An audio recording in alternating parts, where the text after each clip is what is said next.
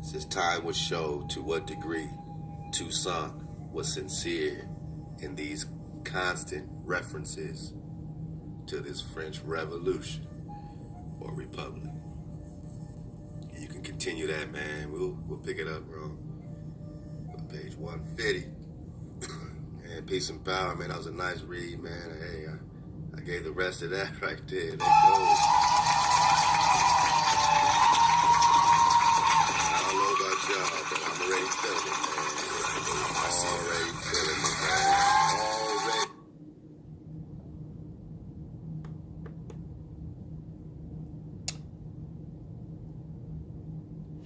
Halal wa, halal huwa huwa, tawada huwa. Thank you for everything that you have done for us and that you're doing for us now. This is what I was telling y'all about on YouTube about the Native American chief tells the secret of ancient Serpent Mounds. So let's get into it. Pardon me if it's shaking. I'm holding it, and plus my phone, it fell and it cracked. So I have like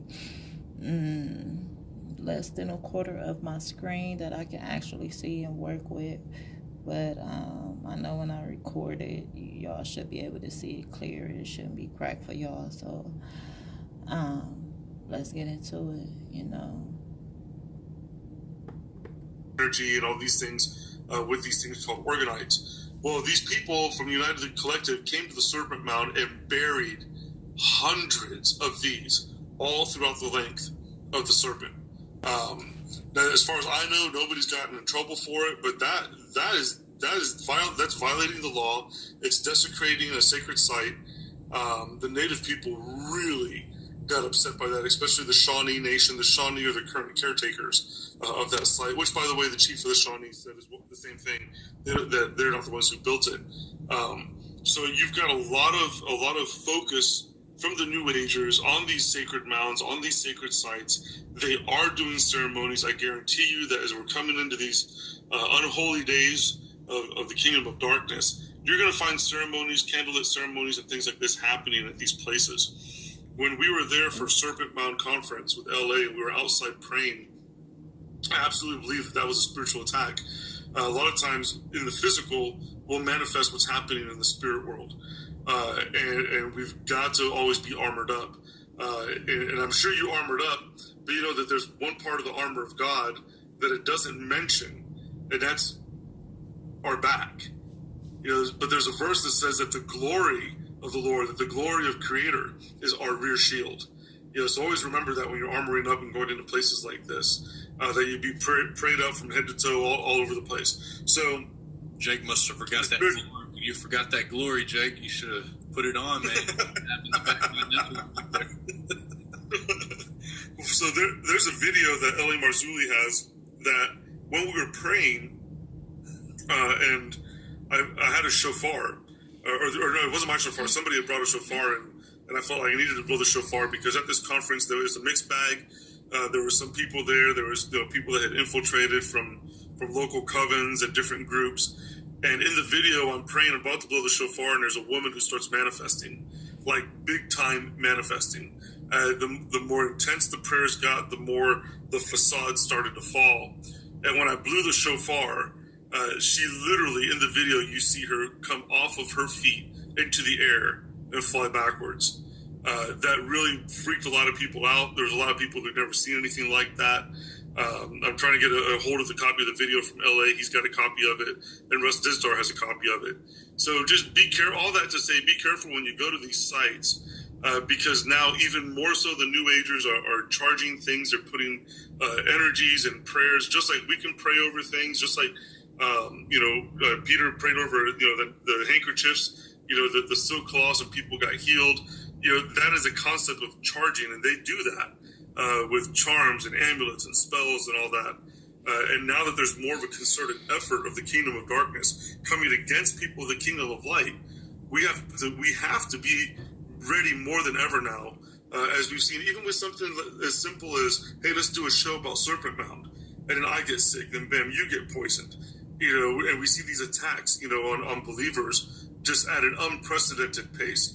So be careful when you go to places like this.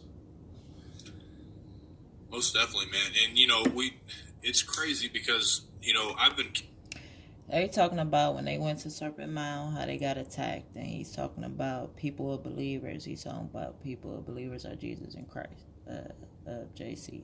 Okay, so yeah.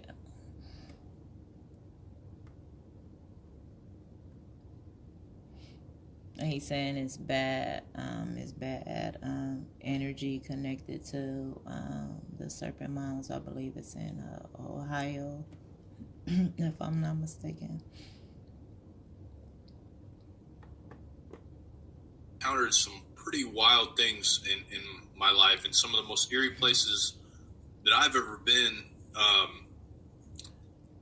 You know, there's always an ancient significance to the places, almost always. And you know, one of the most haunted houses I ever went to was actually my grandfather's old place. He was a Cherokee Indian, but he wasn't a believer. I mean, I don't really want to just call him out like that because I love my grandpa. He was really always good to me, but he was involved in a lot of these things, but it had been going on in that area where he was at for a long, long time. And it was crazy. It was probably one of the most haunted places. And then down in South Texas, I used to find arrowheads. I'd just kick them up on my way home everywhere I went, find old ancient little pot. I mean, I was a young kid, and I remember having like 2 huge bags full of just ancient artifacts that I just found kicking up the dust on my way home from school. And that was one of the most haunted places. I think somebody wrote a book about it, and I can't remember exactly what they called it, but it was down in the South Texas area. You have Santeria that goes on there. You have these ancient sites where things are sacrificed, and even like on Halloween on Samhain, our donkey got sacrificed in our, like 100 yards from our backyard was sacrificed, and all the bones were laid out in a pentagram. And yeah, just crazy stuff, man. And you know, definitely Serpent Mounds has got that feeling. And you're right about being prayed up. People have asked, is it okay to bring my children there? And I would say, you know, visiting places like that is great. You just definitely need to be a cover for your family and pray over them for any of that. I mean, I pray over my children every night. I mean, I pray over my family every night to keep my house a safe haven, because just like you, Joseph, we experience curses from the enemy. We experience all these different things, and praying over yourself and your house is so important, no matter what, because anytime you put yourself out there, you become a target. And especially when you're entering in these places, these demons know who you are. People don't believe that that's possible. Oh, yeah. They know you, you know, and they know you, I'm sure by now, as much as you've exposed on this stuff. Yeah, they definitely, the Kingdom of Dark is absolutely a work, man. And, you know, things like the Serpent Mound, they were built to last. The Serpent Mound itself was made with a layer of stone, clay, and then ashes covered with rocks and clay soil. So it made it water resistant. So these things are here for a reason. There's 2 different that I've heard, 2 different stories as to the meaning of, you know, some people say, well, look at the snake, it's swallowing an egg. I've heard 2 different trains of thoughts from Native people, from elders, about the Serpent Mound itself. One of them is that, you know, it's a serpent devouring an egg. And I've heard some really interesting on that, especially like Genesis 3:17, Genesis 3:15, which says, I'll put enmity between you and the woman, between your seed and her seed. It'll bruise your head and you shall bruise his heel. So is this Nephilim architecture that is a throwback to the serpent eating the seed, devouring the seed, which is what it's always tried to do throughout the history of the Jewish people in an attempt to wipe out the possible Mashiach, the Messiah to come. Yeah, so was there some Nephilim knowledge about that? The other explanation that I've heard, and this is from a lot of the ancient stories, is that it's the story of the birth of the world. And if I wish there was a way that we could pull a picture up so you could see it, but the depictions or the stories that I've heard is that, and this is from a Lenny Lenape man, that in the oral tradition, that triangle you see the serpent's mouth, it actually represents a womb, and then you see the earth being birthed out of that, and there's the three coils, which they do line up with Orion, represent Orion, and then the small coils at where the tail is represents the path of the celestial bodies that are currently around us. So we have two different thought patterns as to what it could be.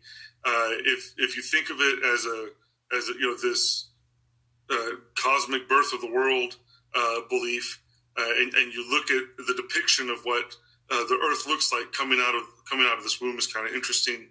The other is the possibility of the Nephilim knowledge of that Genesis 13 verse about the serpent and the seed. Is that prophetic? Most archaeologists have said that that this was built by the Fort Ancient culture around 1000 to 1500 AD. But there's been new carbon dating that's been done on the Serpent Mound, and it shows a date of anywhere from 300 to 400 BC. So again, that puts us right around that same timeline of giants, coming out of Canaan, migration waves coming here into this land, establishing villages and cities and building these mound structures. And has evidence been found of skeletons in the mounds? Yes. There have been burials that were disturbed, and 7 foot to 8 foot tall skeletons have been exhumed from here. There's one particular one. It's in the historical collections of Noble County, Ohio, from 1872, and it's talking specifically about the Serpent Mound, and where they found the remains of 3 skeletons that measured at least 8 feet in height. And they had double teeth in the front as well as the back of the mouth, upper and lower jaw. And so there are written accounts of what's been buried here. Also, other archaeologists at the time that also had discoveries made based on people accidentally digging or purposely digging. But so we find this whole plethora of people that are drawn to these sites.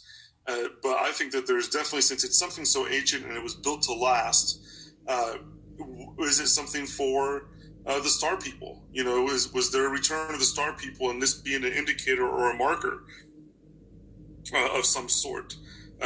Jake was talking about the New Agers, and I was doing some digging around, and in Barbury Castle, which is Wiltshire, in Wiltshire, England, in August 5th, 1999, and I've got a picture of this. You can Google it.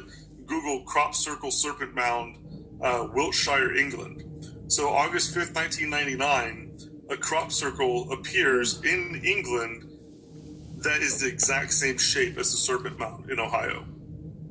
Within 7 days, there was a new moon and a solar eclipse. There was also the Perseid meteor shower taking place at the same time. At the same time, August 11th, so this is August 11th, you have a new moon, solar eclipse, the Perseid meteor shower. On August 11th, at the Giza Pyramid, there was a ceremony that was called the Dark Mother Ceremony, and they call it the right to open the passage. It's occult knowledge, Illuminati, and it has to do with the Eye of Horus. But the attempt was to open a passage, quote unquote, into the lower fourth dimension, and this is where the ley lines come in. That the specific purpose of this ceremony that was being done at Giza was to open the passage to the lower fourth dimension, so that the energy could be directed to the ley lines of the earth. So that's going back to what you were talking about, John, with the ley lines. Very interesting. I read it, I keep mentioning this book, but the Fingerprint of the Gods, in the first 2 chapters, they have these maps, these ancient maps. One was actually one that the Navy used to use, and it has these ley lines lined out on this map. And a lot of the, I guess, if you look at that map, I kind of went over it and kind of put it over the top of a map. It's interesting because you find a lot of military bases on some of these ley lines. You find Catholic churches on a lot of these ley lines, just kind of built over ancient sites. Have you experienced, here in the Americas, are there Catholic churches built all over a lot of these ancient native sites? Check this Yes, there out. are. Check this out. Not family. only over, if you look at all if you look through Mexico, Central America, a lot of the pyramid sites, the Catholic Church makes a concerted effort to find these places that are quote unquote gateways or doorways according to the indigenous people of that land. You find this all throughout Peru. You find it in Mexico. One of the largest gates or portals, there's a church built right on top of it, which also has tunnels going underground. Here in the Americas, we all hear about the Standing Rock protests. And I just got to say, somebody posted about how the protesters left $1 million worth of trash. I was there. As veterans, we were planning a complete cleanup of that camp. But the government gave no notice as to when they were coming in to land that didn't belong to them to remove everybody. So the debris and everything that was left there was not as a result of anything of people being not environmentally conscious. So I just want to set that record straight. So back to the Catholic Church. The Catholic Church on the Apache reservation, you don't hear about this. We hear about protests everywhere. The Apache's sacred mountain, their most sacred mountain, the Vatican somehow got permission from the U.S. government to build a observatory on top of this mountain. And of all the names that they choose, the acronym for this observatory is Lucifer. So, the Apache people are still protesting it. It's their most sacred mountain. Why? They say, according to their oral tradition, that this is where they would communicate with the gods. This is where they would communicate with the star beings and the people from the heavens. And this is exactly where the Catholic Church comes and builds this observatory. Why do you think that is? The alchemical serpent. To me, it's obvious that they're in one accord with all those things. To me, when I see what they've got going on, of course, the people that haven't looked into the Catholic origins and looked into the rituals and looked into the reasons behind them, it would seem like a mystery. But to us, obviously, it makes a lot of sense, why they would do this stuff, because they are trying to channel these things. And it's why the military's built bases on these things. They're trying to channel these things and channel whatever is coming through there. I know in different religions and cultures, they want to call it whatever, whether they want to call it the Mahat, the universal mind, whether they want to call it chi or whatever they want to call it. Some places don't really describe an entity a lot attached with it, more of an energy. But yeah, it's pretty amazing. And I guess when I see all these ancient societies, and I see a lot of, because when you look at the mounds, they obviously had some kind of we talked about they did it. You said they built it underneath the constellation Draco. It's built on ley lines. It's built with the solstice markers. This stuff ties in with every ancient civilization in the world, and to have it so scattered all over the world that these things happen. And I remember you talked before, because a lot of people believe that the Native Americans were mound builders, but I believe you have told me before that that's not the case. That's usually not what they do. Right. A lot of the tribes, when you ask the elders who built the mounds, typically the answer that you're going to hear is, we didn't build them. They were here when we already got here, or the giants built them. Now, that's not to say that Native people did not build mounds to try to copy what they were seeing around them, and we do have evidence of that. And then we see mounds that are smaller. Let's run it not back. as great stature. Let's run They are it trying back. to channel these things, and that's why the military's built Let's bases run it on these back. things. They're trying to channel these things and channel whatever is coming through there. I know in different religions and cultures, they want to call it whatever, whether they want to call it the Mahat, the universal mind, whether they want to call it chi or whatever they want to call it. Some places don't really describe an entity a lot attached with it, more of an energy.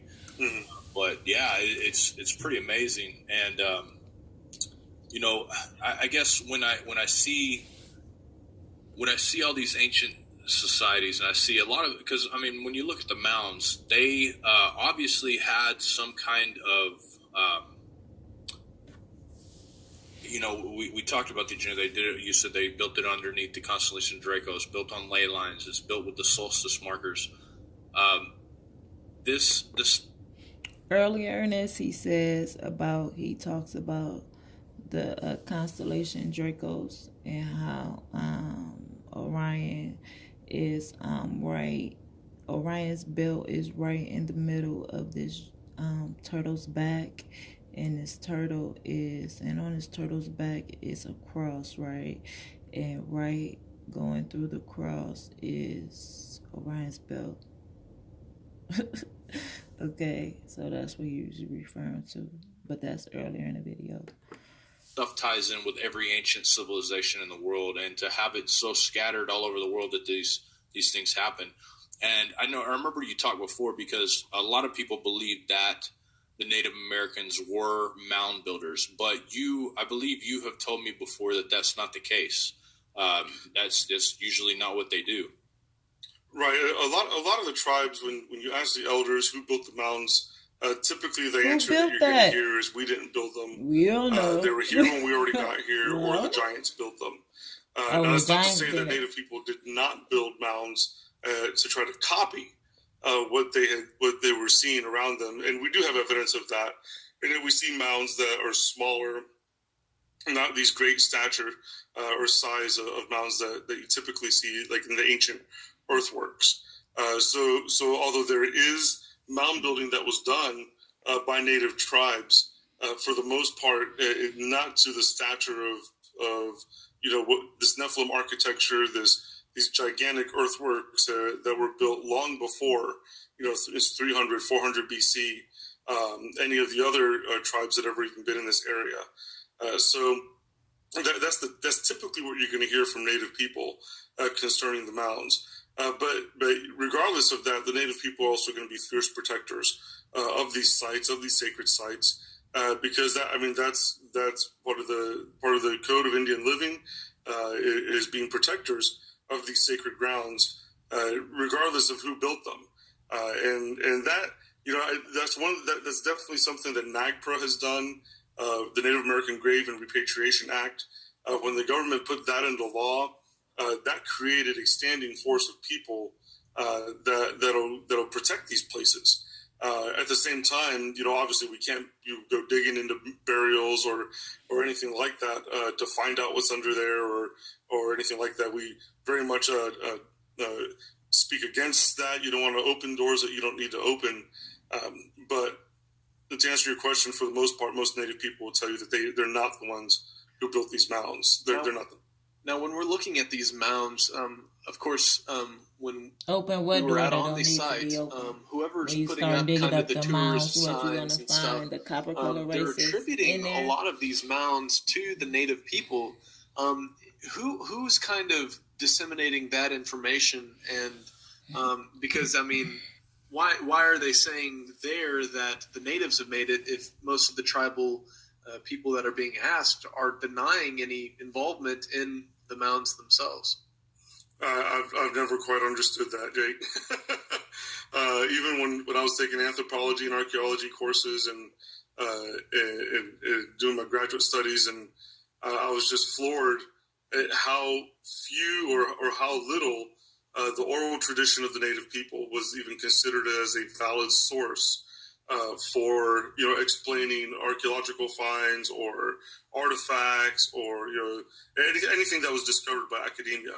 I was actually told by my professor that the Native oral tradition doesn't hold any weight because it wasn't in writing, because we didn't write anything down. Well, the Mayans and Incans, they did. The Mayans especially wrote a lot of their history down.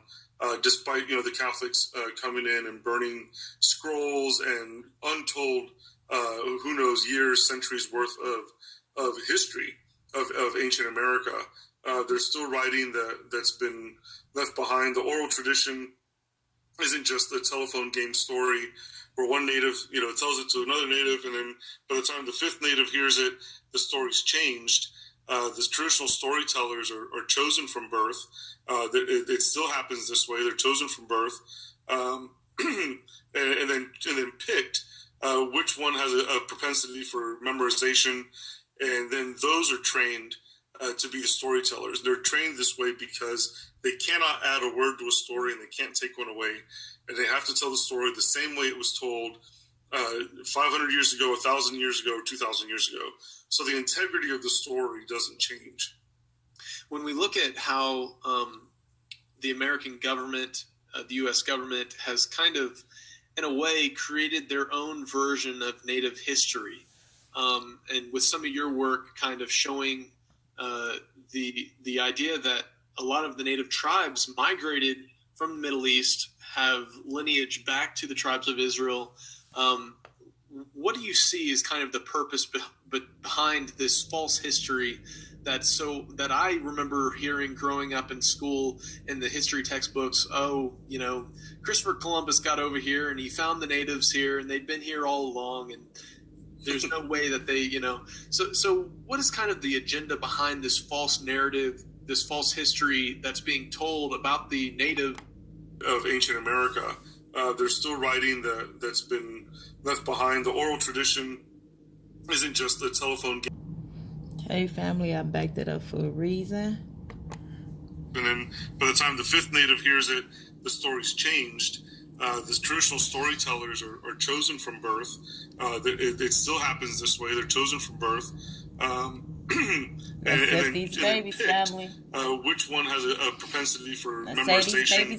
And then those are trained to be the storytellers. They're trained this way because they cannot add a word to a story and they can't take one away. And they have to tell the story the same way it was told 500 years ago, 1,000 years ago, or 2,000 years ago. So the integrity of the story doesn't change. When we look at how the American government, the U.S. government, has kind of, in a way, created their own version of Native history, and with some of your work kind of showing the idea that a lot of the Native tribes migrated from the Middle East, have lineage back to the tribes of Israel.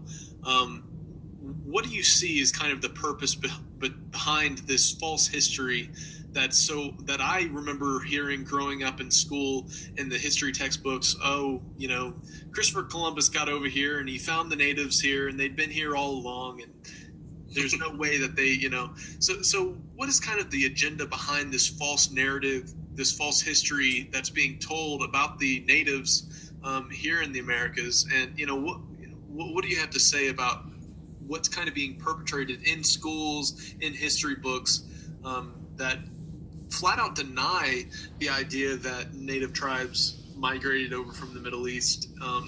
What's the purpose of this false narrative?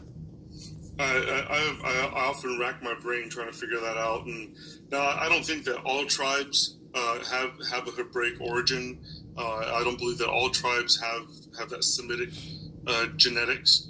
But I do. The research does really point to some tribes that not just through linguistics, but through cultural traditions, through spiritual traditions, and even now through DNA. National Geographic just did an article a few years ago talking about the origin of some tribes in the native DNA, and the markers that were showing up were Middle Eastern markers. And this is mostly tribes that were on the East Coast, and it's also in the southwestern part of the country. Cover up why the blatant, I can't even begin to understand. There is absolute concrete archaeological evidence that the Mayans and the Incans were all the way up through Florida, even as far as Okmulgee, Georgia, and going into Ohio.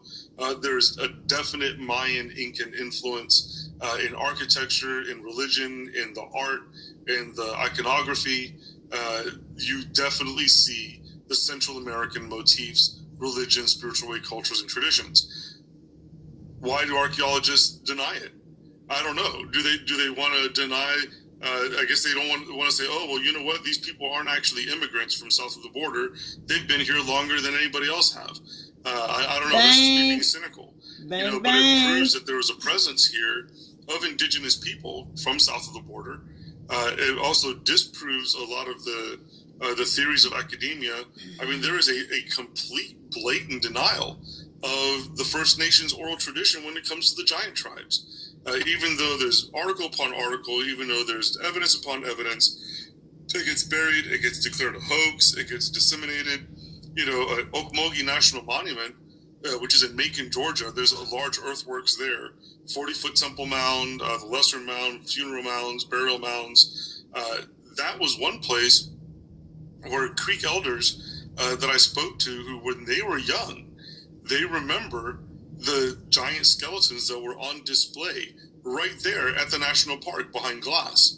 And then when NAGPRA was put into effect, that's when the park system took the bones from behind the glass and put them in boxes and storage, basement, I don't know where they went. But one particular Muskogee Creek elder told me he remembered as a child seeing the giant skeletons on display. And then because they found 3 of them, 3 giant skeletons that were in one of the burial mounds at Okmulgee, Georgia and Macon, Georgia. Where did those skeletons go? Who knows? But the people remember, the Creek elders remember. I think from a biblical standpoint, the reason is that if we're able to validate these stories of the giants and these oral traditions of the giants and validate these artifacts, not as hoaxes, like for example, that lance that I have undeniable scientific proof that this lance was not made in the Americas. It was made in the Middle East. The next step is getting the carbon dating on it. So if we can prove and back it up with science that these stories are valid, then it also brings a validity to the biblical account of the Nephilim and the Star People. So there is a very deliberate attack on covering and just putting a blanket over anything that has to do with these things. There's no doubt about that. I mean, obviously they have to push their narrative of evolution, and with the ideas of Nephilim being here and the ideas of civilizations being here longer than what they say, and plus they have to push the agendas to be able to cause this all to divide against each other and all to have issues with each other. And if you don't know your history, then you're doomed to repeat it. If the people, which I believe, I'm 100% now that we've started this documentary, that I've heard from you, there are tribes that are from Israel. There are people from Israel in the Americas. If you can push down their culture and not let them know who they are, it's so easy for them to fall for deception and to not, when you don't know who you are, it's hard to grasp onto the idea of God. The Native Americans hate Jesus. They hate Christianity, and most of them do that haven't been awakened yet, because those are the people that killed them. Those are the people that came over here and did these things. But when you can push your history down, you can push your history while you can